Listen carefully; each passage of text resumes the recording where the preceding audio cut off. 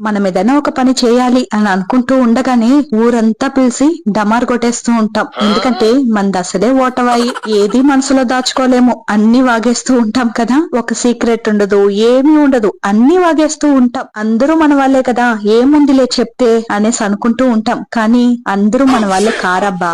మనం అలా అనుకుంటూ ఉన్నామంతే. మన చుట్టుపక్కల వాళ్ళు మనం బాగుపడితే అస్సలు చూడలేని వాళ్ళే ఉంటారనమాట. మనం ఏదైనా ఒక పని చేసి 10 రూపాయలు సంపాదిస్తున్నామంటే 10 మంది సంతోషపడితే 90 మంది బాధపడతారనమాట.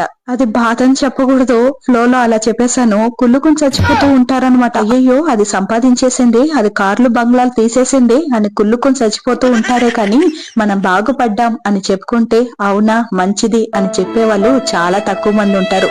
అందుకే మీరు ఏ పని చేయాలన్నా సైలెంట్ గా చేసుకుని వెళ్ళండి. వాళ్ళకి వీళ్ళకి చెబితే వాళ్ళ కళ్ళంతా మన పైనే ఉంటుంది కానీ ఇంకేం మిగిలేదు ఉండదు. అందుకే సైలెంట్ గా ఉందాం.